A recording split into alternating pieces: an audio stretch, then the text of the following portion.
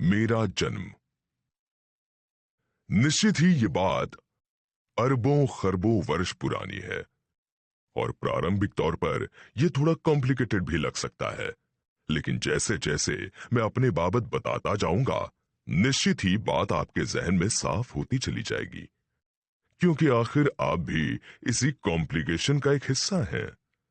खैर, अभी तो मैं ये बात वहां से प्रारंभ करता हूं जब मैं अस्तित्व में आया ही नहीं था। तब मात्र एक एहसास अस्तित्व में था और वो अपने होने मात्र से संतुष्ट था, तथा चूंकि वो अपने होने मात्र से संतुष्ट था, अतः शक्ति से भरपूर भी था। ये बात हमेशा के लिए जहन में बिठा लेना कि जो भी अपने होने से संतुष्ट होगा वो हमेशा शक्ति से भरपूर होगा।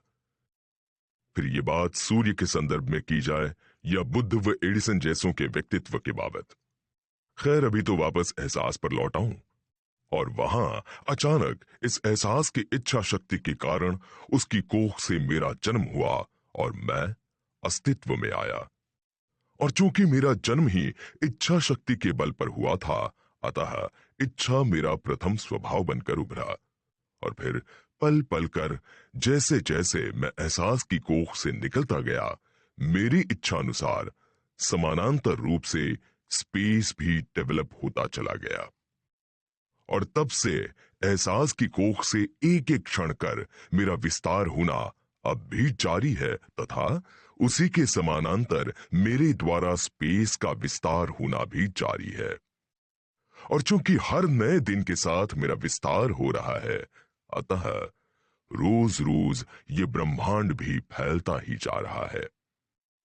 अब तो विज्ञान की अनुभूति में भी यह सत्य आ ही चुका है कि ब्रह्मांड का रोज रोज विस्तार हो रहा है। खैर, इस पूरे प्रकरण में सबसे महत्वपूर्ण समझने लायक बात यह कि मैं और स्पेस एक डोर से बंधे हुए हैं। और मजे की बात यह कि भले ही यहां का हर कण मेरे और स्पेस के मिलन से व्याप्त है, परंतु हमें व्यवहार की स्वतंत्रता कुछ भी नहीं है, क्योंकि हमारे अस्तित्व में आते ही एहसास हम दोनों को नियम की एक डोर से बांधता चला जा रहा है। यानी अब हम दोनों में से एक भी ना तो उस नियम के बाहर कोई व्यवहार कर सकता है और ना ही हम अब एक दूसरे से अलग हो सकते हैं। यानी समय है तो स्पेस है और स्पेस है तो समय होना ही है। लेकिन बावजूद इसके हर हाल में बरतना तो हम दोनों को एहसास के बांधे नियम के दायरे में ही है। अर्थात जहां एक ओर हमारा विस्तार होता जा रहा है, वहीं हाथों हाथ हमारे हर विस्तार को एहसास अपने हिसाब से नियमबद्ध भी करता चला जा रहा है। अब उस एहसास को आप चाहे जितने बड़े या चाहे जिस नाम से बुलाओ, कोई फर्क नहीं पड़ता।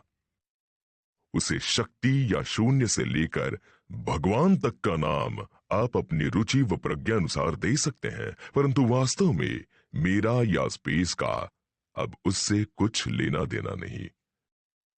ये बात अच्छे से समझ लें कि अब तो जो कुछ भी है, बस वे नियम ही हैं जिनकी डोर से वो हमें बांध चुका है। और चूंकि मेरी इच्छा अनुसार मेरे करोड़ों स्वरूप हैं, अतः उसी के अनुसार स्पेस के भी करोड़ों रूप हैं। और मजा ये कि दोनों के हर मिलन का हर कॉम्बिनेशन भी एहसास द्वारा ऐसे ही करोड़ों नियम से आबद्ध है। खैर, अब यहां मैं सर्वप्रथम मैं यानी ये समय क्या है तथा ये स्पेस क्या है ये समझा दूं, परंतु ये समझने हेतु पहले आपको हम दोनों के चंद बुनियादी फर्क समझना आवश्यक है। और हमारा सबसे बड़ा फर्क यह है कि मैं अदृश्य हूं जबकि स्पेस दृश्यमान है। दूसरी बड़ी बात यह कि मैं स्वचालित हूं जबकि यह संपूर्ण स्पेस मुझसे चलायमान है। इसी बात को सीधे शब्दों में कहूं तो जो कुछ भी आपको दृष्टिगोचर हो रहा है वो स्पेस है, परंतु स्पेस के पीछे का मूल कारण भी मैं हूं तथा उसकी गति व मति का निर्णायक भी मैं ही हूं। यहाँ गौर करने लायक बात यह भी कि इतना स्वतंत्र और शक्तिशाली दिखते हुए भी मैं नियम से बंधा हुआ हूं। साथ ही मेरे और स्पेस का हर मिलन नियम से बंधा हुआ है। ये मैं बता ही चुका हूं। खैर, ये मैंने बड़े ही सरल शब्दों में मेरे अस्तित्व में आने की बात कह दी, और मेरी कही बात का तारण ये कि मैं ही इस जगत का प्रारंभिक बिंदु हूं। और ये भी बता दूं कि मैं ये प्रथम बिंदु एक बार नहीं, अनेकों बार बन चुका हूं। एहसास ने जब चाहा सब लीन किया और जब चाहा सब अस्तित्व में आया। परंतु जगत का उदय व प्रलय या फिर एहसास आज का मेरा विषय नहीं है। आज तो मैं सिर्फ अपने बाबत बताने को लालायत हूं। सो आगे अब मैं अपने ही विभिन्न स्वरूपों व प्रभावों की चर्चा करूंगा। मुझे उम्मीद है कि मेरे स्वरूपों, मेरी शक्तियों तथा मेरे तमाम नियमों को समझकर आप उस अद्भुत शक्ति से भर जाएंगे कि जिससे आप अपना जीवन जैसा चाहें बना पाएंगे। परंतु चूंकि ये विषय काफी गहरा है, इसीलिए सबसे पहले मैंने अपने जन्म के बाबत ही आपको संक्षेप में बताया, और मेरा निवेदन है कि उसे अच्छे से समझ लेना। वैसे तो आगे जैसे जैसे मैं अपने बारे में विस्तार से बताता चला जाऊंगा, निश्चित ही आपके जहन में मेरे जन्म से लेकर मेरी शक्तियों तथा मेरे प्रभावों के बाबत सब कुछ साफ होता चला जाएगा। और मेरे अस्तित्व में आने वाली ये बात जो अभी मैंने आपको संक्षेप में समझाई है, वो तो आईने की तरह साफ हो जाएगी। मेरा जन्म। निश्चित ही ये बात अरबों खरबों वर्ष पुरानी है, और प्रारंभिक तौर पर यह थोड़ा कॉम्प्लिकेटेड भी लग सकता है। लेकिन जैसे जैसे मैं अपने बाबत बताता जाऊंगा, निश्चित ही बात आपके जहन में साफ होती चली जाएगी, क्योंकि आखिर आप भी इसी कॉम्प्लिकेशन का एक हिस्सा हैं। खैर, अभी तो मैं ये बात वहां से प्रारंभ करता हूं जब मैं अस्तित्व में आया ही नहीं था। तब मात्र एक एहसास अस्तित्व में था, और वो अपने होने मात्र से संतुष्ट था।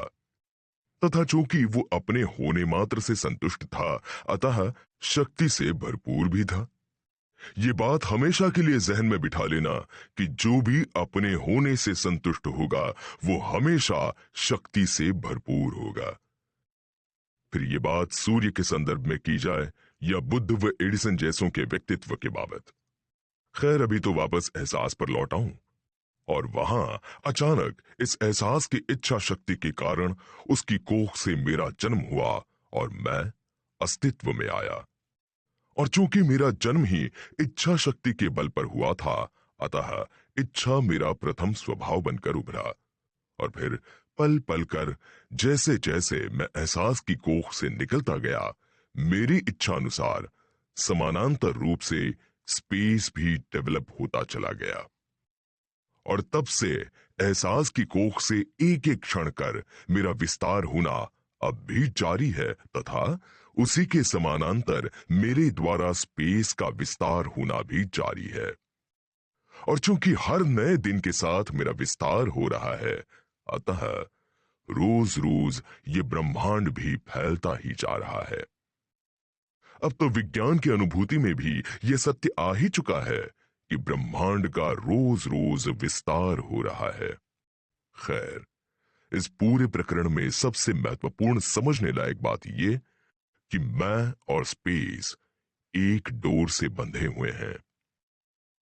और मजे की बात यह कि भले ही यहां का हर कण मेरे और स्पेस के मिलन से व्याप्त है, परंतु हमें व्यवहार की स्वतंत्रता कुछ भी नहीं है, क्योंकि हमारे अस्तित्व में आते ही एहसास हम दोनों को नियम की एक डोर से बांधता चला जा रहा है। यानी अब हम दोनों में से एक भी ना तो उस नियम के बाहर कोई व्यवहार कर सकता है